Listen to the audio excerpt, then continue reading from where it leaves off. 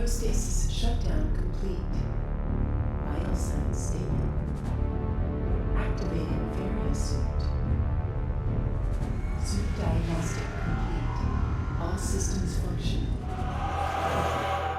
Hey everyone, it's Matt from IGN Wii, and I'm here with Bose. Hey, what's up, guys? We're doing a dual video review. It's the first time we've ever done this, but we both love Metroid. We both played through the game. We thought we'd give you both of our opinions. Yeah, exactly. Let's get right into it. Before we go any further, you should know there are spoilers in this video review, so watch at your own risk. Corruption's the third game in the Metroid Prime trilogy, and in many ways it's the best of the three, don't you think? Oh, yeah, absolutely. I mean, the design, just from a mechanical and a visual standpoint, is much better than the other two games overall. I think this is the definitive version. I have to agree. Yeah. If you're a Nintendo fan, you obviously know about the Metroid Prime series. It goes all the way back to the original Metroid games, except now they've been reinvented in 3D with a first-person perspective. In Corruption, you once more play as famous bounty hunter Samus Aran. This time, though, you're battling both Dark Samus and there's going to be some twists along the way. You're going to see the hunters from the DS game, and you may even see some classic enemies from Metroid games way back. What you're going to notice right off the bat is that Prime 3 has a much more cinematic feel than previous games, and that also extends to voice acting. All the characters, humanoid this time around, actually have speaking parts. It's funny because we often complain Zelda didn't have any voice roles, but Retro really did it right. Samus doesn't talk, everybody else does, and it actually works really well. Yeah, and dare I say it, it actually has more of a Halo feel almost, because it's very epic. You feel like it's the end of a trilogy, and you're actually part of this larger group in a larger universe this time around. Early screens of Prime 3 didn't look so hot, honestly. It was kind of blurry, not so great on the environment selection. I don't know if you remember those, Bozan. It absolutely was. But you really have to give this game credit, and you really have to see it in 60 frames per second in all its glory, widescreen, 480p, to truly see where the game has kind of gone beyond what Echoes and what Prime 1 originally did. Exactly. So to be a little more specific, though, you've got now bloom lighting, which looks really good, I think. Right. They've upped the texture resolution, so if you're seeing the environments up close, they look a little crisper. Maybe not noticeable in some of our screens, but once you actually have it on your TV, you'll be able to tell. Beyond that, the particle effects have seen a dramatic improvement. Character models look a little better, and animation all around is looking pretty spot on. Yeah, and it's interesting when you look back and you think about what you saw when you played Prime or when you played Echoes. It doesn't really look that much different, but when you actually get it in there and you're playing it, you see all these little differences, it really starts to add up. Yeah, and also coming off Echoes, which had the drab, purplish dark world, here you've got a variety of gorgeous environments, and you're traveling through a galactic empire, basically. You're going between planets, all which have a different look. So you have that fire world, you have that snow world, you have like the high-tech environments, you have the biological environments, and you've got some crazy stuff in between. We won't even talk about some of the seed places you go to, but I mean, there's some, let's just say, alien stuff going down. Moving away from the visuals, though, is really what made the game for me, which was the gameplay. Basically, the Wii Remote is exactly what what the game needed to draw on guys like me that are very shooter-intensive, but maybe didn't really give Prime a fair shake on GameCube as they should have. Yeah, exactly. We played Medal of Honor, we played Call of Duty on Wii, and this has them beat. The controls are tighter, it's faster, it's more responsive all around. Not to say it's perfect, you don't have a mouse and keyboard set up at your hands here, but you do have the ability to really navigate the world more speedily and just with a lot more freedom than you had before. And then you've got the 3 different modes that Retro basically lets you use. Advanced is pretty much the only one I'd ever use. Am I in agreement with that, right? Absolutely. It's, if you use the basic mode, the standard mode that it comes with, that's basically playing Red Steel mode. That's baby mode. I would not recommend in the least. Right. Yeah, Red Steel Prime is pretty much how we describe it. Yeah, Advanced is the one because you can actually turn much quicker and it just feels much more responsive. I know we're beating a dead horse here. It's really good. You guys are going to like it. It definitely proves the Wii Remote more than any other game to date. Yeah, and then Retro actually proved that you can use the Wii Remote Jester system without being really gimmicky, too. You've got basically like train controls. You can push in, pull out. You have to, pump some objects in the game. You use the grappling hook with your left hand and the nunchuck controller. Yeah, I really like that grappling feature. You just basically throw your nunchuck outward and then snap backward, and you can pull shields off, you can pull tails off enemies, you can pull panels off walls, all this cool stuff they've really done with it. Yeah, they used it a ton more than I thought they originally were going to, and you combine that with the IR and kind of with the immersion factor you get just basically from tinkering with all these things in the environment, and overall it just feels like a great game. At the same time, though, also the guys that are more adventure-intensive are going to be happy to hear that the game is very segmented.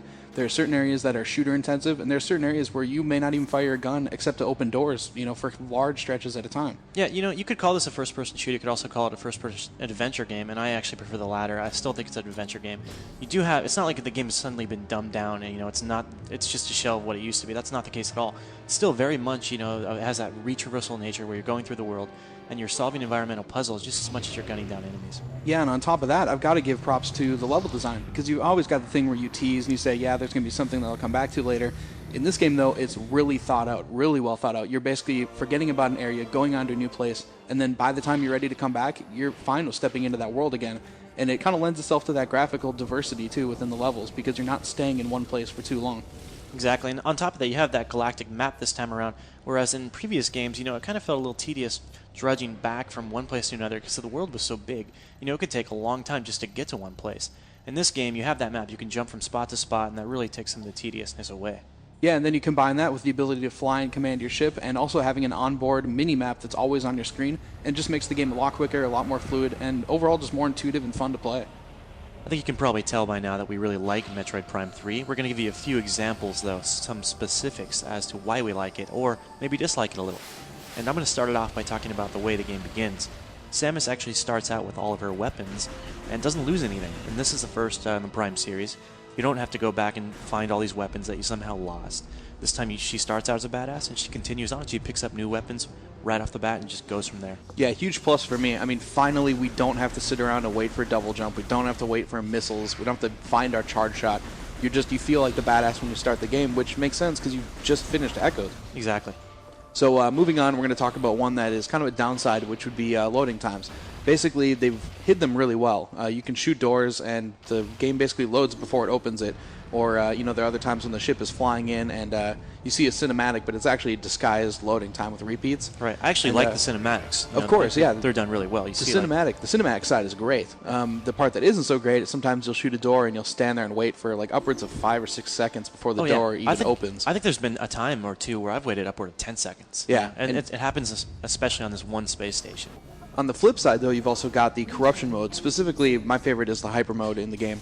Basically, Samus is corrupted, and you get to use a ton of really funky, like, phazon-based powers and really screw people up in the environment. Yeah, you just hit the plus button on the Wii Remote, and you go into this mode, and what's cool about it is you're an ultra badass in this mode. You can take down enemies like Metroid in shots that would take numerous missiles. It would take a lot longer if you weren't in hyper mode. Yeah, and also you develop them in tandem. So you'll start getting things in the main mode, and then you'll also start getting hyper mode things that are only being used in hyper mode. So it's a great way of doing kind of this light and dark thing, but not needing to split the gameplay. Prime 3 also flows much better. Maybe it's a little easier than the first two games. I don't know. I think maybe it might be. But it does flow really well. You just go from point A to point B. There's not a lot of interruptions, except you get to this one point in the game where you have to do this fetch quest. And it's just really cumbersome, and I don't know why it's included.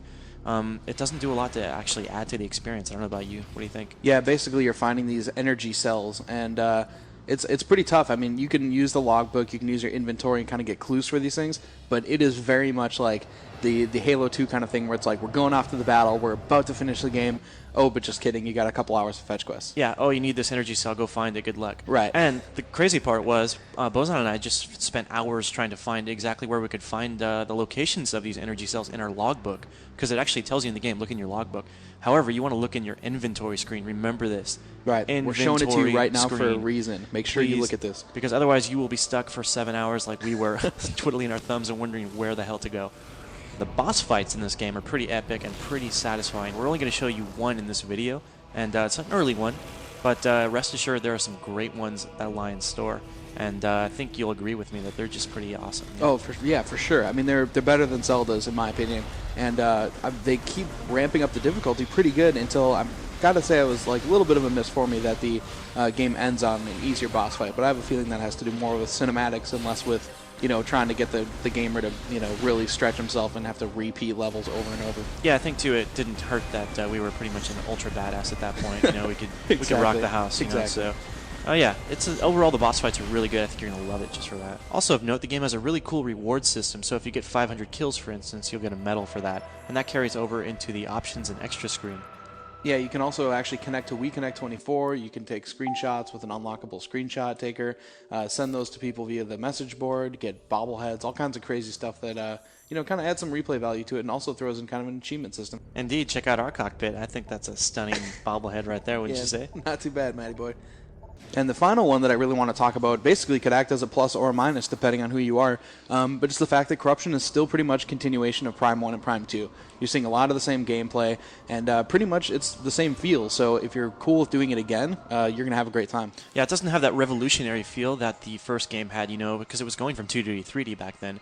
It does have those brand new controls which feel really great. It looks much better, and I think it flows overall better, and it's got that very cinematic feel as well. So overall, I think it might even be the better game, but we just can't rate it quite as highly because it's not quite that revolution. Right. Overall, I think it isn't a better game overall, but I think it just doesn't have that impact that Prime 1 had. Right. It's certainly better than Echoes, so don't worry about that. And get this game. It's a must-have. We've given it an Editor's Choice Award and a 9.5. It's one of the highest-rated games on Wii, and we highly recommend that you own it. Yeah, must have. Must have.